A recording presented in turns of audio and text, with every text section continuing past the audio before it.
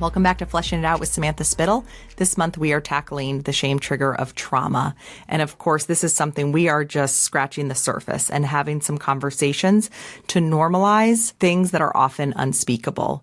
And so because this is so serious and can be so heavy, I encourage you to seek out professional resources. You can check our VIP page for coaches and, of course, therapists and other forms of safe support. Today's episode, we are joined by Jody Tompros and Thom Overton, married couple for over 30 years. And I also have Jeremy joining us, my husband, for this episode. And I loved getting to sit down with Jody and Thom. Jody is a former therapist and has her practice Mindfulness Painting, where she helps people tap into their intuition and their creativity through art. And Thom is a couples therapist who accidentally wrote a book through COVID. And it was so fun to sit down with them as a couple, you know, me and my husband as a couple, and kind of talk about what it's like when you're going through, of course, a collective trauma like the pandemic, when you're unpacking, you know, your own trauma, and or your spouse has also their own trauma. And I love their insight, the wisdom they have after 30 plus years of marriage. So join us as we flesh it out.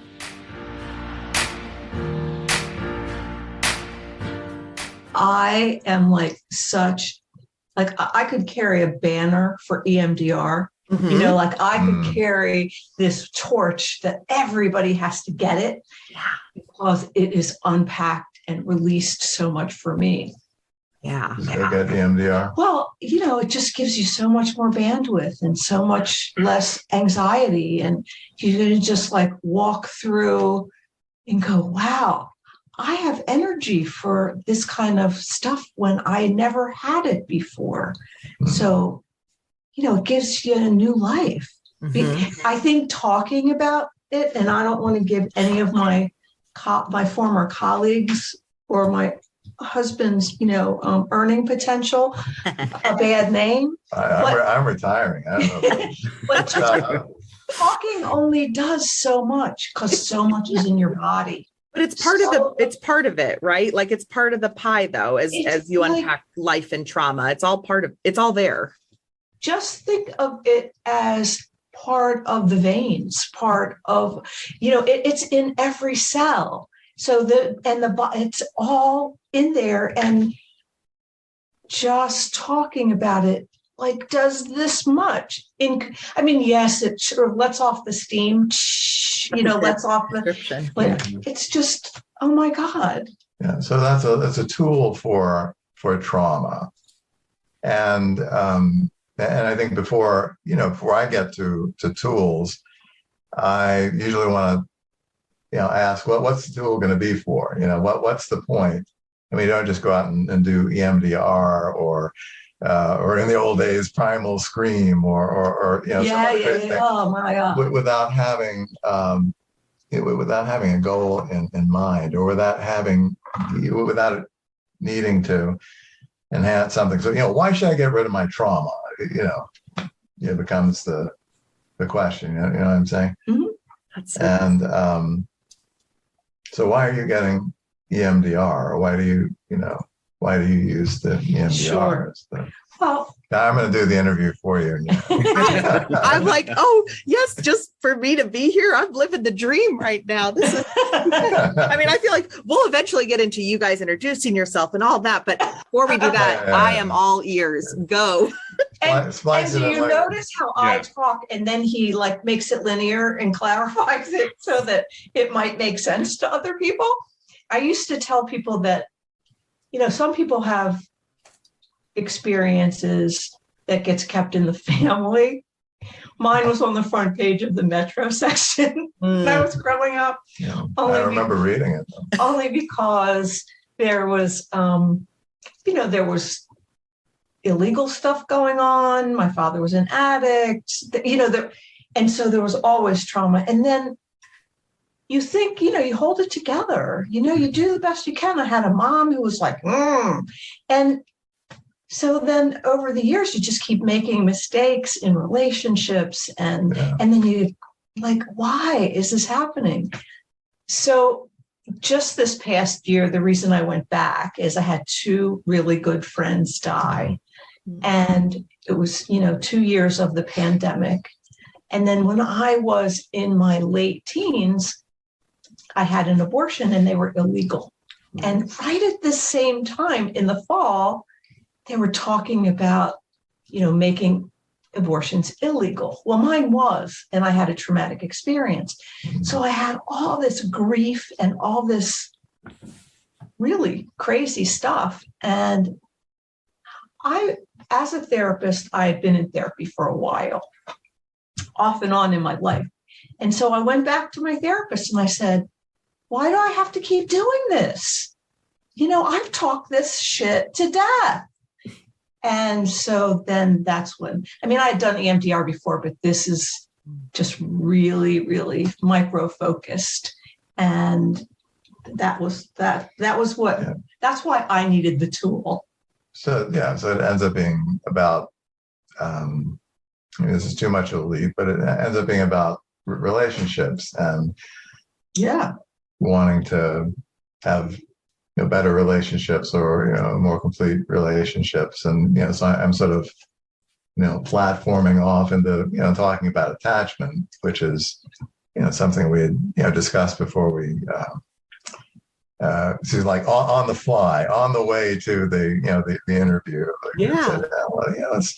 Trauma is really, it's related to to attachment. So I want to connect or attach more clearly and more in a more healthy way. And I think that's what you're really talking. It's not just an example, when we first met and we were real connected, I'd always start a fight afterwards, or like find some, like, I don't know if I like it or not, I don't know if I do, because I got so scared of the attachment. You did not. Well, I think, it's funny because in the context, as you said, thank you so much, Thom, by the way. I think you and I might have a future I think we might need to do a new podcast in your retirement years. Maybe we'll into one. Thank you for leading it so well. You've got, you talked about why should we work through our trauma, and it's to get to, and clarify if I don't say this right, we're working through it to have healthier attachments and relationships with people. And, whether you are dealing with your partner or your spouses, there's this collective trauma going on right now. There's so much that affects marriage. It can come from all different angles. And marriage comes down to attachment, right? Like it's the relationship attachment style. And so I know you wrote your book all about, can COVID save this marriage? So I would love to dive into that. But before we do, I want you guys to introduce yourselves though. Well, Jody Tompros. I am a social worker and an intuitive artist. And in this trimester of my life, I am a teacher of mindfulness painting, painting your feelings on the inside, on paper. And I'm Thom Overton, the loyal husband and best student of mindfulness painting. I've got, I could show you around this. My office is now filled with all sorts of Thom's in all my paintings. And actually, the cover of my book, it's funny you should mention my book, but I accidentally wrote a book called Can COVID Save This Marriage? A therapist's pandemic diary, which started out just being, like a weekly little, stick with the kids, we'll get through this together. And thought, 6 months later, I'll be back to seeing people in the office. And so now, going into the third year of this, it turns out that my initial projections were way off. And so I ended up writing this thing weekly for a year and a half. And at that point, I realized I had enough material that, I'd really, touched on an awful lot of the topics that the people brought me, that if you put them all together, were about how to survive,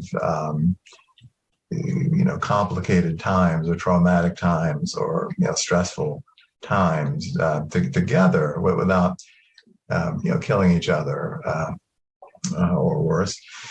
And so what was the question again? The question was about I love it just all. about First of all, the who are okay. you? Who are you, Thom? Yeah, who are I? Well, I'm actually a creative wannabe. I always wanted to be, an artist, a writer, musician, rock and roll band.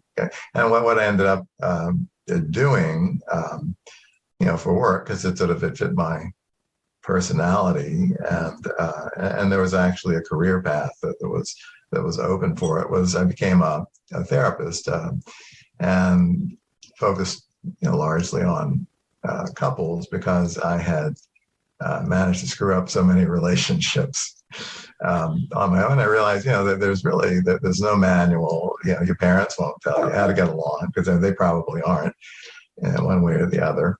And so it became my sort of felt like it was tilting at windmills. I'll never have a good relationship, but I'm going to study it until I figure out some things. So that's kind of how I got to where I am with that part of my life, and still done art and even a little acting, along the way. I've just done a lot of the more creative stuff too. So it's worked out. Well, I think that, the two of course, I know Jody. And so Jody and I Right. have met weekly for probably coming up on a year and a half. And so, and of course, a VIP, and we've done the mindfulness paintings as well. And Jeremy did it with her. Yeah. Oh, okay. So Jeremy's done it twice. Yeah. All right. Multiple times now. And when we talk about it, I always look over here because his desk is to my right. And then above it on the wall is one of the paintings that I did in one of the classes we did with Jody. And it's funny because as we talk, we're talking about all this stuff, trauma and attachments and relationships. When I did this painting, it was like 6 different colors all in a line. And I sat there looking, and I'm listening to Jody talk through something with another person in the class, and how does it feel done? And I just kept looking at it. I'm like, it just doesn't feel done. And I liked how all the colors were separate. And I just felt the need to take my brush and just go across all the colors and integrate them. Wow. And that's something we've talked so much about is, this whole idea of integration. Yeah. And so every time I look at that painting, I'm like, oh, that was such a cool experience, because I wanted it separate, but something was pulling me towards just putting all the colors together. Which reminds me of a joke. A wedding is the act of 2 people becoming one. Marriage is about deciding which one, Yes. And so the blending is a good thing. And, being able to, to tell the difference between you and me is another.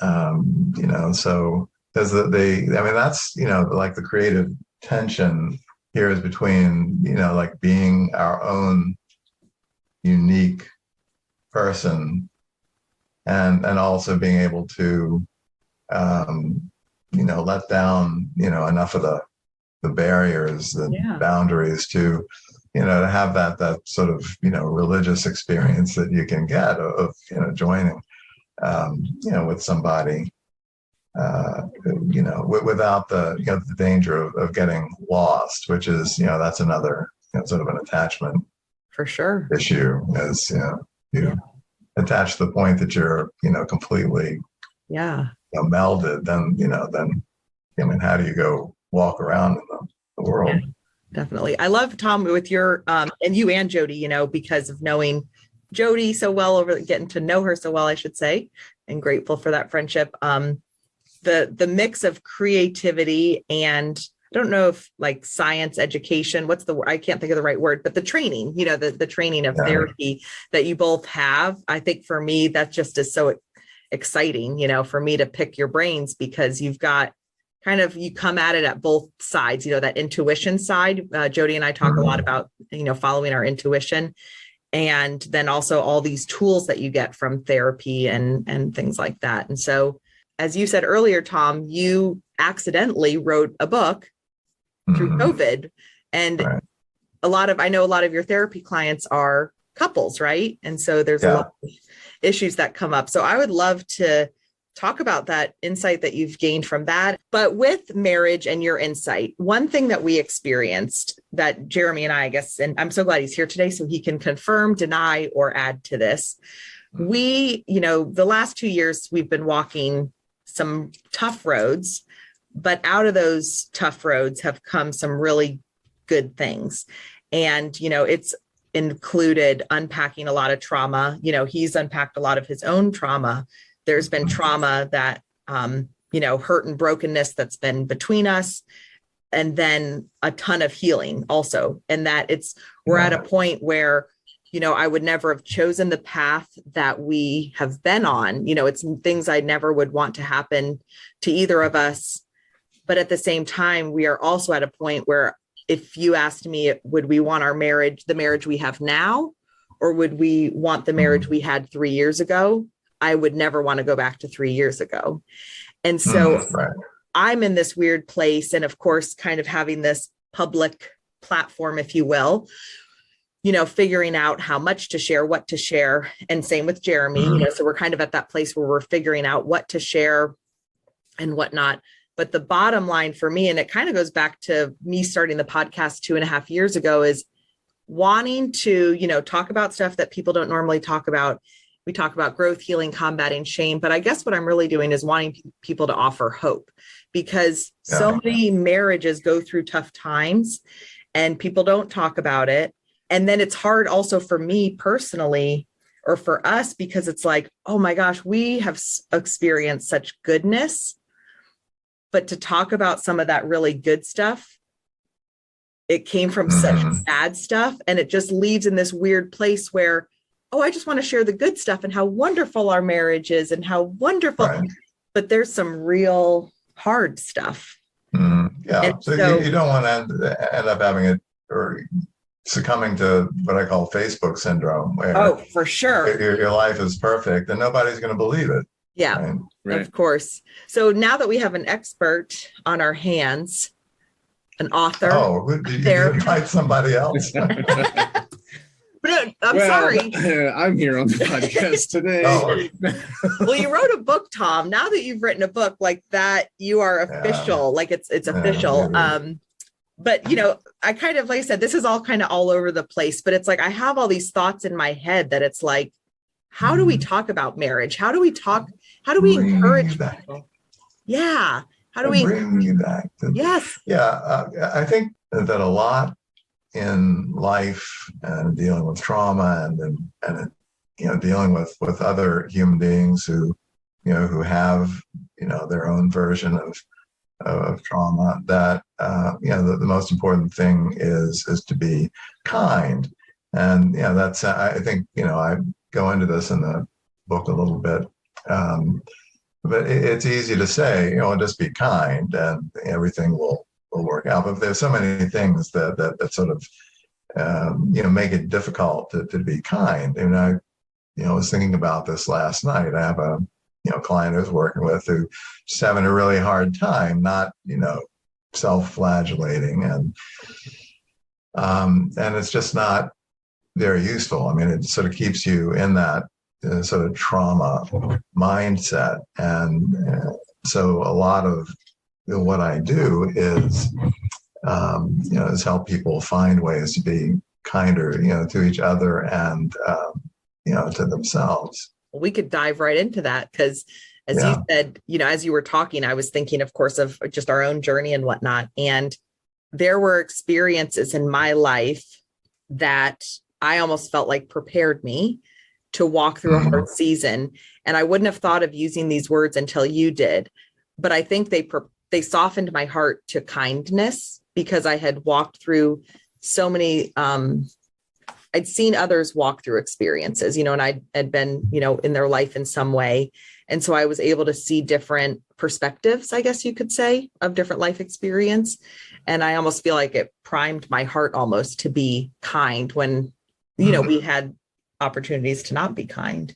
That I almost feel like I've credited that to, like a supernatural, like I'm grateful for that. But, and there seems to be so much unkindness, everywhere. And I mean, one thing that used to, torture me was that, I was a naive, kid who, just sort of expected that everybody would treat me well.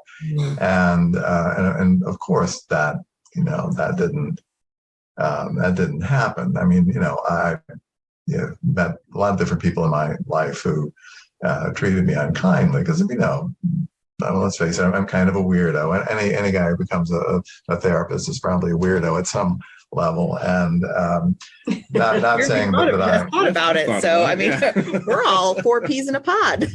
Yeah, exactly, and which is nice, So I feel a little safer.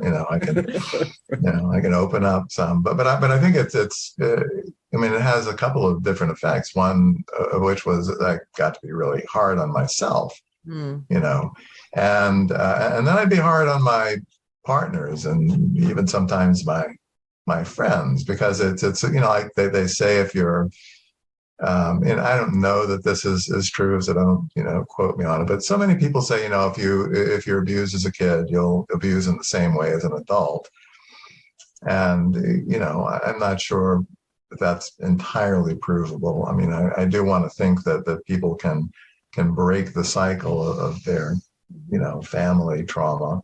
But I do think that the temptation is going to be there to get revenge, and you may not even think of it that way, but I look at couples who, they're sort of the smallest unit of connection, that I can think of, and you wonder why, we don't get along, why, countries don't get along. Well, look at a couple, and you see all that, the abuse or whatever that you got as a kid or even as an adult, and the temptation is just to dump it on on your partner, and then at the same time it's developing like you said, the ability to be more compassionate, and at some point in life, I'm hoping soon, I'll get to the place where I'm more compassionate than I am vengeful. But no, I was joking about that. But there's a point where, with a lot of practice and a lot of meditation and a lot of sitting with the pain, that I feel like I've gotten to the place where I can feel more compassion, both for myself and for other people, and not want to avenge myself on somebody who cuts me off in traffic, although that may be the hardest one. Yeah, that one's difficult. As you're talking, and sort of kindness and compassion, sounds like, that they're easy words to use, but you have to really get into the depths of yourself. You have to go so deep. People are born, I believe everyone is born good, and everyone is born with an open heart, and it just takes the experience to mold it how it's going to go, and some is worse than others. But to be able to sit and really see somebody and really hear somebody takes skill and a time to really and an intention. I mean, totally. You have to set out with the intention to do it. And I remember when we may have just been married, or it was maybe even before, but we came out to Reston to have dinner with some friends at Siam. I got really annoyed with you about something, and you didn't react. You were just really like, oh, okay. And I said to you later, how could you be so kind or, caring about that? And you just said, I knew you were scared. And that was exactly right. Yeah. So it's like so the other piece of it is when people act like a jerk, it's because they're scared. Yeah. And if they're angry, they didn't get to express, life is hard and you don't get to express it. But what usually comes up first is that, or at least it always did for me, if somebody was, giving me feedback I didn't want, I wouldn't see the person. I would just see, what, that there's this sort of lens I'm seeing it through, or filter I'm seeing it through. It's like, oh, this is my whole experience, my trauma with somebody else who, gave me negative feedback and wasn't, loving about it, but really wanted to hurt me. And so I'm not seeing, what's behind that. I mean, it took me, a lot of years and failed relationships to ever, I mean, not always, but even ever, be able to say, oh, wow. I mean, you're doing this because you're scared. Okay. I get that. And, so, kindness it's an easy thing to advocate. It's not, just, go to the therapist and the therapist says, be kind. And you go home and you're kind for the rest of your life. It doesn't happen that way, because you have to deal with the stuff that comes up that gets in the way first. And you can't even do it in the moment, because if I'm triggered, and we're talking about trauma, so we're talking about trauma triggers and things that send you off into amygdala hijack. I mean, probably familiar with that term, where you just get so flooded with emotion that you can't think straight. And so I had to spend a lot of time in therapy or on my own, just waiting until the filter went away and I could see more clearly what was there. And that's the essence of it, is if you can see and you can trust that you're seeing what's true and what's real, then you're in a position to develop the kindness and compassion, as long as the truth is hidden by all these different layers of mess. Does that make sense? Yeah. Yeah. It's What's the word I'm looking for? Phyllis would say, you have to use your observing brain. Yeah. You have to use the observing part of your brain to be able to take a step back and look. But when you're in the amygdala, which is the emotional lizard. The lizard brain, right? You know what I would love? I would love it, Thom, Jody, the both of you together, either way. I would love to have you guys, one, to affirm what you said, love what you said about the filter. That on a personal level, on a personal note, I think that I resonated a lot with that, because that's almost, I said earlier how, okay, we've walked through this season, but I don't have the tools to be able to share it with people, of how, hey, let me give you this marriage advice, because it's just it's so personal and intimate, but knowing that there's overarching themes that therapists and healers can share.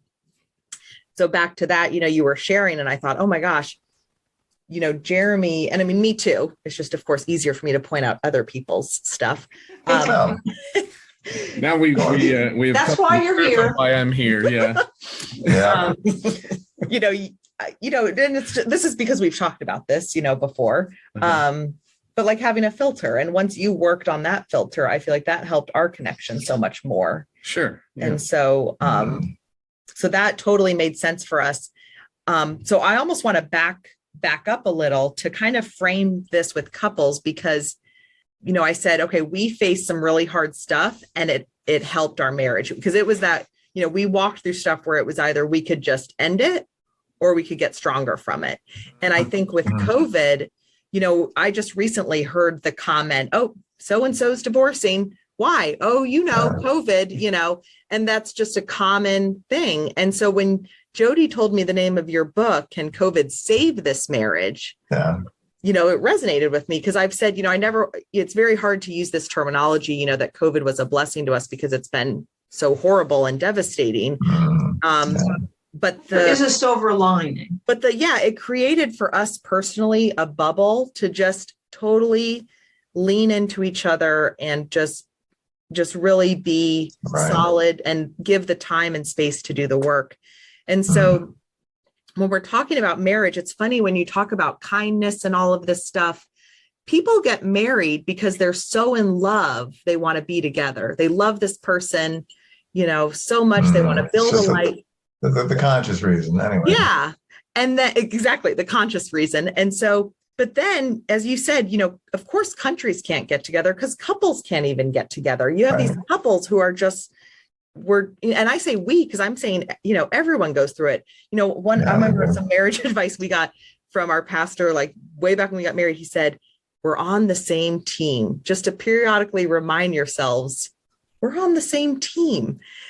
And we forget that so much. And so there's people, so I'm imagining, okay, you've got people listening, they want a stronger, healthier marriage, but how do you get there when there's so much raging? And so I would love to kind of have you guys almost give that context, because everyone starts in love. Everyone wants to stay in this blissfully loved marriage, but yet there's brokenness all around us, and we all know personally the struggles. So, well, yeah, for me, I mean, I wrote this book. As I wrote the book, I will put it that way, I was calling a lot on my own experience, and and trying to keep from oversharing, because my wife would not necessarily want me to share everything about us, with the public.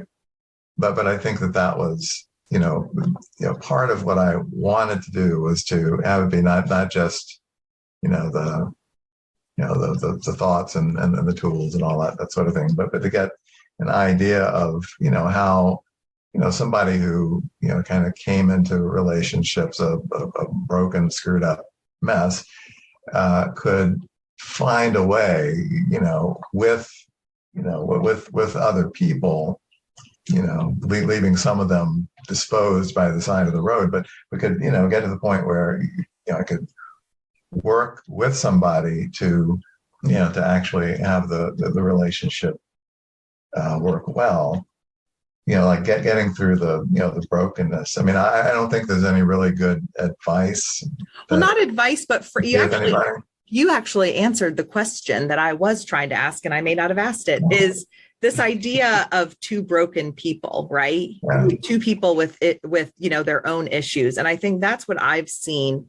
That's, I think, what we've walked through, and want to get the advice of the, experts in the room or on the screen. But I think for what I've seen through my own marriage, and of course, we're not done yet. We have lots of roads ahead of us, Sure. But it's, kind of recognizing our own brokenness, working on our own healing, and coming together. And so often we want to fix someone else. We want to fix this one problem or this one issue. And the more work we've done, it's like, oh my gosh, this is me. It's about me, and you hear, you hear things like, oh, the way people treat you says more about them than it does about you. Well, it's hard you may say it or know it, but it feels very personal at the time. And then the more healing work you do, it's like, this isn't about me. This is not about me. And so how can couples kind of work through their own stuff? As you said, you came into this relationship broken and, had these pieces and healings that you needed, but to grow together. How do you get to that? Or and then decided to have a child who turned out to have autism. And I mean, I think a lot about, couples who have kids, and if that doesn't break you, nothing will. But what are your thoughts about it? Well, my first thought about, we wanted this relationship to work. We'd both come into it with, failed marriages. And so, and if it wasn't going to work, I was going to be pissed. Mm-hmm. And so I said to him, if this marriage doesn't work out, I'm going to burn down the house that we live in and go live in a homeless shelter, because I am not prepared for it not to work. Yeah, there were some more graphic things too, involving a knife and a chopping block. Oh my gosh, Jody, a whole new side of you. It's very clear, and which is fine because it's like Well, he needed to know I was serious. the first one of the first things we did together was go out to see the movie Fatal Attraction. Oh my God. That was the second movie we saw. The first one was the Aristocats that had come back out, and it's like a Disney movie. And then she took me to see Fatal Attraction. I took you. Yeah, you took me. I'm Oh, right. I Just left. to let you know. Doubled over in pain. It made me so nervous. So my point was, the couple, both people have to really believe that with the right counsel, they can heal whatever it is. And if people come in, like I used to ask people on a scale from 0 to 10, 10 being you're never going to leave the marriage, it's great, blah, blah, blah. Where are you along the continuum of thinking you can work this out? Are you in the door or out the door kind of thing? And if people would say they were a 7 or an 8, I knew I had something to work with. If it was a 6 or below, it was iffy. And if the other person, if one of the two people were in another relationship and they were still in it, they didn't want it. Yeah. So first, people really have to want to be in the relationship. Yeah. Well, and to do that, I mean, to want to be in a relationship, you have to, I think, have come to some sort of realization of what that's going to be. Because, I wanted to be in relationships a lot when I was in my 20s, and I was in relationships for a night or a week or two or a month or a year, and never thought much beyond that. My first marriage was one of those that was, what I see a lot in couples, which is, we're going to get married and nothing really has to change. It'll just go along smoothly. That was my whole first marriage in a nutshell. And when things didn't start, or started not going smoothly, I was like, screw this. I'm out of here. This, marriage is supposed to be easy peasy. And so that was, the first marriage. And the second marriage was, was somebody who took it upon herself to make a better man of me. And that didn't work, and so now, I'm with Jody, and I don't want to advocate for stardom marriages, but sometimes it's helpful, because you're gonna, if you stay married to one person for 50 years, you're gonna go through all three of those marriages. The one that's totally naive, the one where you're trying to fix the other person, and the one where you finally get beaten down enough by life to realize that there's nothing that needs to be fixed. You just need to work together and keep breathing and be open.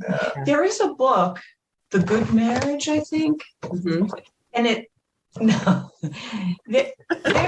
was a woman who interviewed 50 couples, and it all broke down into like 5 different categories. And there was the couple that were I sort of see us as like we take turns, we're a team. And then there's, the rescue. I mean, but everybody wants to be rescued, but it's sort of like somebody in the marriage is going to be the one to take care of, more of the old fashioned traditional kind. Then there's a couple that just stays together because the sex is so good. And that's what they say. And they fight all the time, but they stay together for the sex. And I can't remember the other two. I wouldn't have believed that particular one, but I've had that couple in my office. It's like, you hate each other. Why do you stay? No, the sex is great. Okay. I mean, and you can't judge that. I mean, people are together for the reasons that they're together. So, they have a nugget. They have something. They have something that hooks them, and it's their attachment style. Exactly. And I mean, it's sort of, it doesn't all boil down to attachment style, but it works. And we can't second guess why it's working if they feel like it's working, you Right. know? Yeah, exactly. I mean, I like to tell people that I mean, you can have any kind of relationship that you want, and I will support it as long as you're both on the same page with it. You both want that kind of marriage. So I've worked with couples who wanted to live apart and have a long distance marriage. I worked with polyamorous couples, and it's like they if they're both on the same page with it, then I mean, who am I to judge? I mean, I've worked with all kinds of different pairings, and if you don't, if you never change, here's the other big thing, that I've been thinking a lot about lately with certain couples I'm working with. Is if you never change, then you can cruise. Yeah. But the thing is, we change all the time, and and if I'm not, keeping track of Jody's latest therapy, because I mean, she's, like she said, you've talked about this stuff a million times with a million, or at least with a half dozen therapists, and here you are back processing it again. If I don't keep track of who you are as you're processing at this particular time, then I'm missing out on some real gold here, because every time you go through a thing and learn from it, I think My light you come shines into- brighter. Yeah, there you go. And I don't want to miss out on that light, because I'm half blind, as you can tell. So I had a friend who, she got married really young, and her husband was in the service. And so when he was out on deployment, she would write to him every night, and she'd tell him about the whole day, and she'd tell him about the kids. Because if she didn't, when he came home and if he was gone for 6 months, he wouldn't know anything about what she had been doing. true. I just thought that was brilliant. And to this day, they have a great marriage. Mm-hmm. Yeah. Oh, that's good. Mhm. It's good to know, because I mean, I've seen the other thing happen too, where they come back from deployment and end up in exactly that situation you're talking about. But it's weird enough being back from deployment, and now my family is a mystery to me. I don't know who they are anymore. So much goodness there. You guys, you said, Thom, about the starter marriage and the all the stages of learning. And I Esther Perel, I remember I saw a talk by her, and she talked about that everyone has 2 or 3 marriages, and sometimes they're with the same person, and sometimes they're with different Right. people. Yes. Right. Oh, okay. That's really good. Yes, Yeah. I agree. And That's probably who I stole that from then. Yeah, it's Esther Perel. Yeah, brilliant. she's good. No, but put your own spin on it. That's the way life works. But as you described the marriages, I looked at Jeremy, because I was like, I think that's us, Oh, yeah. We're in We're at least our second marriage. definitely in our Yeah. definitely in our second. How long? Sorry, can I ask how long you've been together? 14 years. 14 years. Next month it'll be 14 years. Yeah. 14 years married, or 14 years together, or 14 Married. years married, 15 together, but have known each other 22. Yeah. oh, okay. And that's something that, for me, what I've said, and the reason I think I am so passionate about teasing out all of this shame stuff and this trauma stuff and whatnot, is I always described us as we had a very fine marriage. That's fine. Mhm. 3 years Yeah. ago. And I would take fine any day, because I saw all the brokenness in the world and the trauma, like the abuse and this and that, like out in the world of Right. marriages. And so it was like, if we can just have a fine marriage, like that is okay. It might not be super high, but as long as we're not super low, I'm good with that. Mhm. That's And legit. then, but then life threw some Totally. serious curveballs our way, my way, our way. Things I didn't see coming happening, and things I, like I said, never would have chosen. But now there's such a deeper level of connection and emotional intimacy. And when you were describing Jody's therapy and being there for it, and wanting to be on board, or like on the journey with her to get that light shining brighter, that for me was like, oh my gosh, my life, it's like I guess you could say pre our trauma, totally happy with fine because I'm very fearful of the bad. But walking through it, it's like, now I would not give up the emotional intimacy and depth of our relationship where we're at now, at least, and need to continue to work at, forever, but for fine, and not in retrospect, it's that, right? Totally in retrospect. Yeah. And that's why it's this fine line of, wanting to encourage people, because I think, just not wanting to rock the boat, afraid to kind of look under the layers and peel back and stuff. And it's just, you don't want to rock the boat. So And fine was good enough at the time. Yeah. And a good enough, there's nothing wrong with the good enough marriage. I mean, there's been stuff written about that I haven't stolen because I'm always a little, iffy about the idea, but good enough marriage. I mean, you don't have to have anything, beyond that necessarily, but, life does happen, right? And it's that fear of taking it. Did you guys watch This Is Us by any chance? I saw the first 2 seasons or so. Okay, too bad. There was a scene last night that you would We love that have show. totally resonated with, and it goes back to one of the characters, Kate, when she's a little girl and her mom's trying to get her to go into the pool, and it was so wrenching for me. I mean, not because I was afraid of pools, but just because I've been so afraid at different times of like moving forward, because I don't know what it would be. Mom saying, "Oh, but it's warm once you're in," and she's saying, "Nope, not going to happen." Right. And so, and I felt that way. No, this is not going to happen. I'm not going to share this, about myself. I'm not going to take that risk. So, and you kind of dig down into that, and I mean, it really takes developing some self-confidence to get to the place where I can say, okay, it's okay to take a risk. But a lot of people who come into my office, they're going to say, I don't want to rock the boat because it's good enough, because it's fine, it's okay, and no, I'm not happy, but said they were supposed to be happy in life. I said, well, that's a good point. Yeah. But do you want to, roll the dice and see?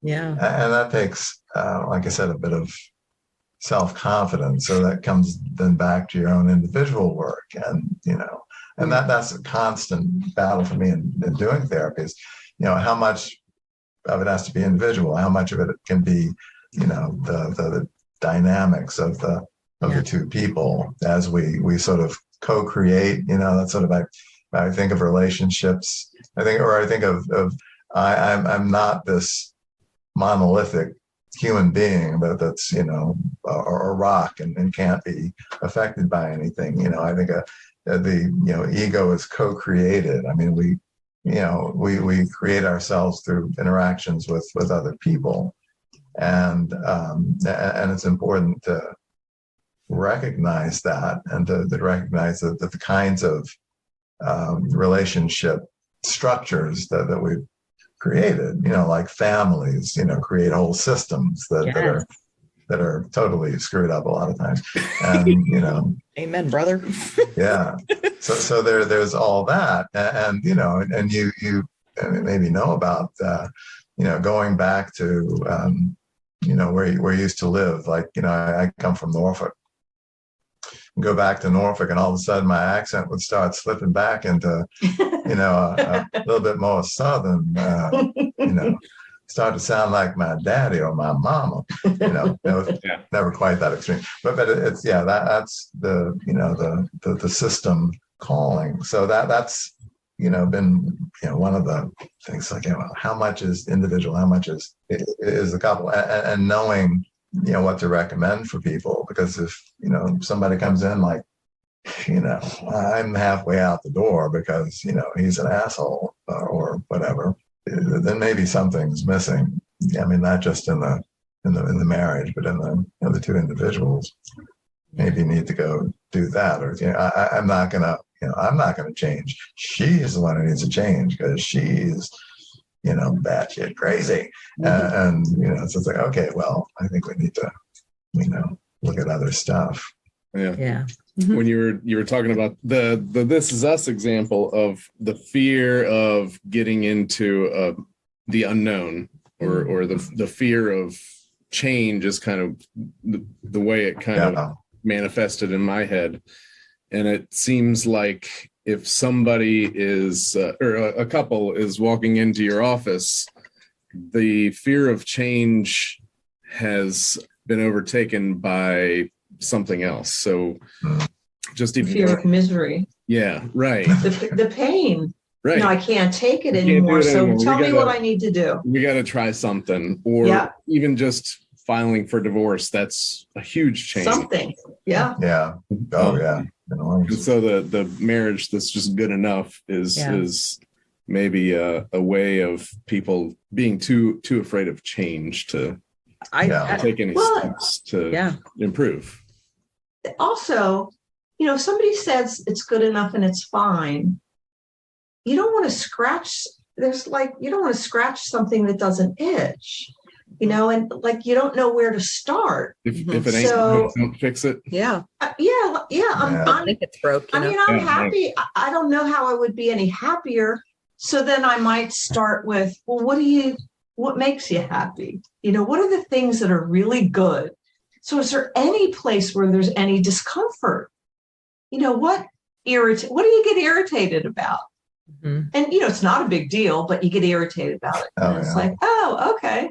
Because some people, they'll come anyway. They'll come because they know something's missing, but they just don't know what it is. Right. And it'll play out in different ways. He won't go socialize with me, or we only have sex every couple of months, or those kinds of things. Or never, Or never. Or it's been years now. Yeah. Oh boy, do I love getting those, Did you want to say more about that? I know. I'm like, I had a question, but I'm all ears. I had this couple's life flashed before me. Oh my gosh. Well, Jeremy, what about you? I'd love to have you kind of look back at your notes, because we could go and, I love that touching on this idea of using, times to lean into the hard things, to do the work on our own. So what about you? Well, something that you said, Thom, when we first started talking, it was about your one takeaway that you want everybody to know is to be kind. And you mentioned that, it's hard enough to be kind to each other, but we need to be kind to ourselves too. And I think that that's the one kindness that gets overlooked a little bit. It for me in particular, and I think for a lot of people, I think it's pretty universal that being kind to ourselves is harder in some cases than being kinder to other people. Yeah. Why do you think that is? Well, I think it's, actually learning or maybe relearning a lot about this, doing, Jody's mindfulness painting class. And at the same time, you know that. It's a podcast, Jody. The people listening need to know. Yeah. And millions of people who won't know. Yeah. But also give a plug to Julia Cameron, because we're also doing this Artist Way group. And it's really making me stick with doing the whole book this time. And I think what I'm learning is that the inner critic that we develop through the years is so strong, and it usually starts out one way or another in childhood. And I'm not going to go all Freudian or something, and because you hated your mother that you're such a jerk now. But generally there's a lot of criticism involved in most people's upbringing, because, parents are trying to, teach you how to be a human being. And, that's all necessary. But because, as one of my teachers once said, the parent's aura is so enormous, compared to the little child. And so the things that the parents do have such an intense impact on us. And I think any kid, no matter who they are, is going to pick up on a lot of,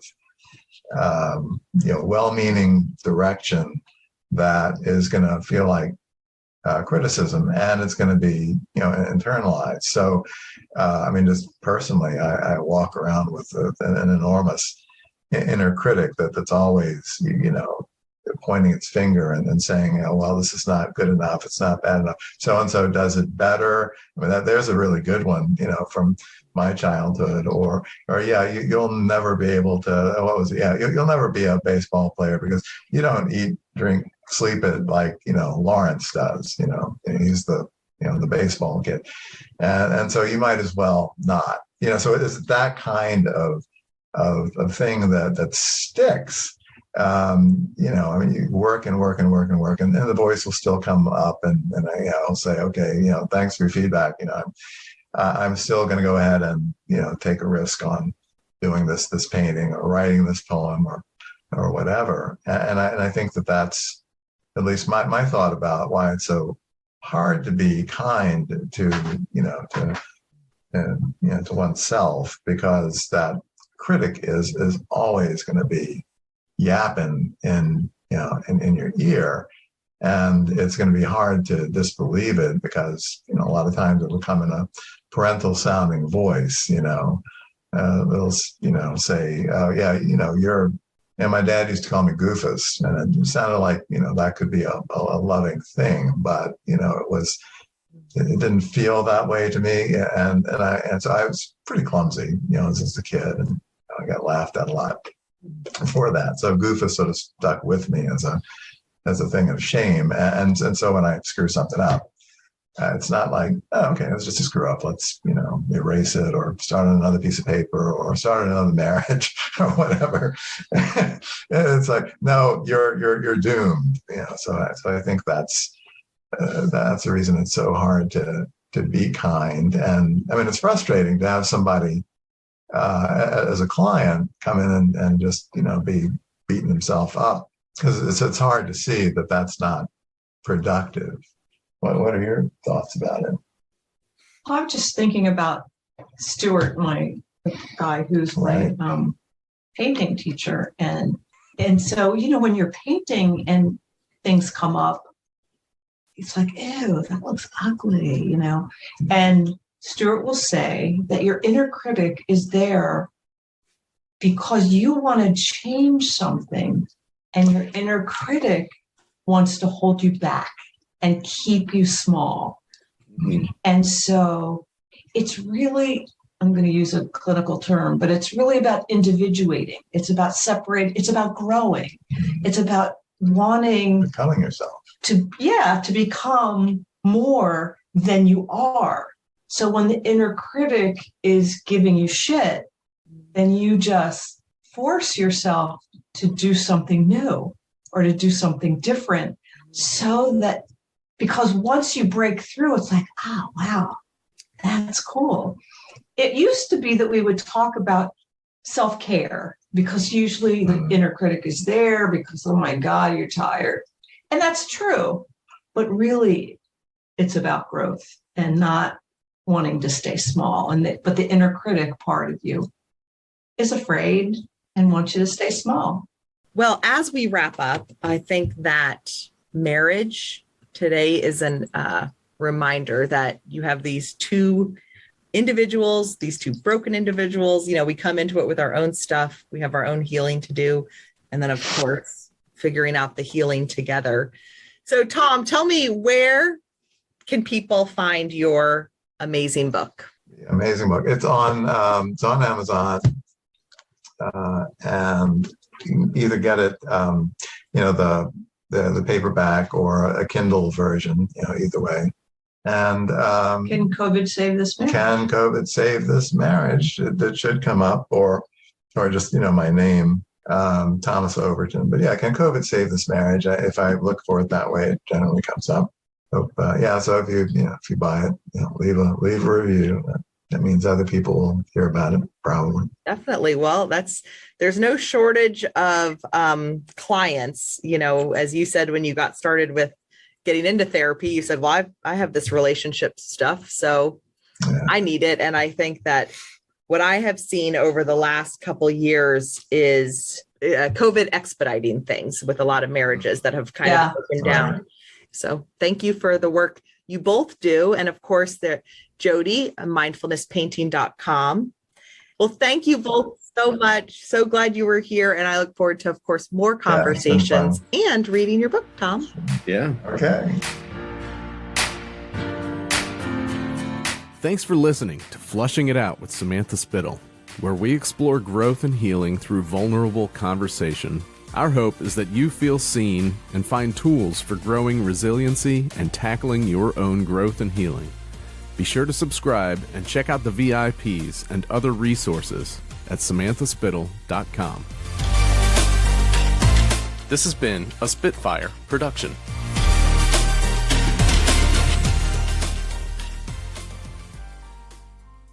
That was the greatest thing I've ever heard.